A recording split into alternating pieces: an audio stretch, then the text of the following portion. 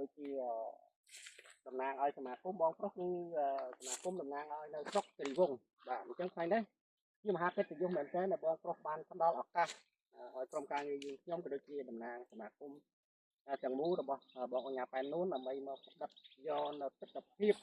ក្នុងចំការរបស់គាត់បាទមានទាំងដៃខ្លីក្រោយពោធិ៍សាត់ទុរេនហើយនឹងប៉សិនយ៉ាងហ្នឹងបងប៉សិនបាទអញ្ចឹងជាកិត្តិយសមែនទែនឲ្យបងប្រុសក៏ជាតំណាងសម្រាប់ប្រធានសម្របសម្រួលថាប្រធានសម្របសម្រួលស្រុកគិរីវង្សប្រចាំនៅខេត្តតាកែវបាទអញ្ចឹងបងប្រុសនេះជាតរេនរបស់បងប្រុសអញ្ចឹងមានតែដំណាំរបស់គាត់គឺរង្វិលជុំมันមានតែតរេនមុខទេអញ្ចឹងក្នុងនេះគឺដាំមានតរេនមានដៃខ្លីមានផាសិនហើយមានក្រូចពោធិ៍សាត់ហើយក្រូចពោធិ៍សាត់ផ្លែចង់បាក់ដើមហើយបងប្រុសចំណាប់អារម្មណ៍មែនទែនសម្រាប់ជីរបស់យើងបាទដែលជាប្រភេទជីអอร์ហ្គានិកដែលផ្ដោតមុខងារទៅលើគេហៅអាហារូបត្ថម្ភរបស់រុក្ខជាតិហ្នឹងគឺមានចំនួន12មុខក៏ដូចជាអាហារូបត្ថម្ភរបស់មនុស្សយើងផងដែរអញ្ចឹងខ្វះនៅអាហារូបត្ថម្ភណាមួយគឺมันអាចជួយឲ្យដំណាំឬក៏រុក្ខជាតិរបស់គាត់ហ្នឹងលូតលាស់បានល្អទេអញ្ចឹង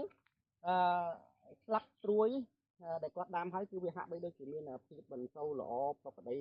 ច្រើនអញ្ចឹងវាអាចនឹងខ្វះនៅវីតាមីនវាអាចនឹងខ្វះនៅបរ៉ុនឬក៏ស្អីមួយដែលនៅក្នុងនេះហើយអញ្ចឹងយើងខ្ញុំនឹងបំពេញបន្ថែមនៅចំណុចខ្វះខាតសម្រាប់ទុរេនរបស់គាត់នឹងផងបាទហៅថាចំការចម្រុះបាទចំការចម្រុះហើយមិនមែនតែប៉ុណ្ណឹងទេគឺបងប្រុសបានបង្កបង្កើនផលច្រើនណាស់នៅលើទីទឹកដីតំបន់ភូមិឋានរបស់គាត់នៅស្រុកគិរីវង្សនេះបាទអញ្ចឹងហើយមានប៉ុណ្ណឹងហើយយើងនឹងបន្ថែមទៅលើទិដ្ឋភាពផ្សេងៗទៀតហើយសូមបងកាមេរ៉ាម៉ានផ្ដិតយកទិដ្ឋភាពដូចជាបាទផាសិនដូចជាដៃខ្លីដូចជាទុរេនឬក៏ក្រូចពោធិ៍សាត់អីជាដើមបាទចឹងសូមអរគុណបាទ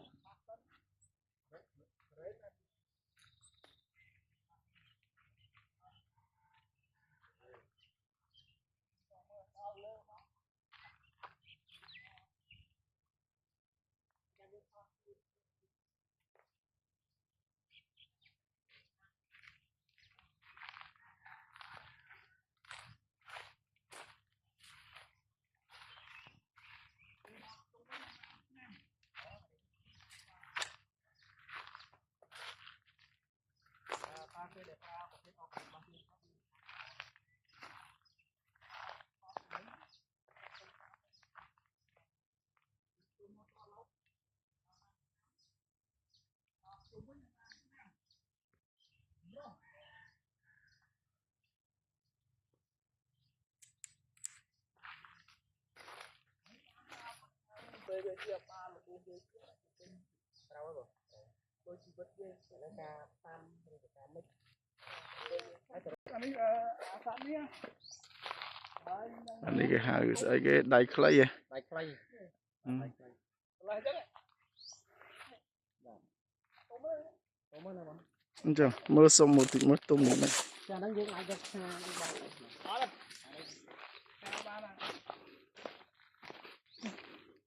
ទៅមកណាបងហូបបាញ់ខ្យល់វូអូ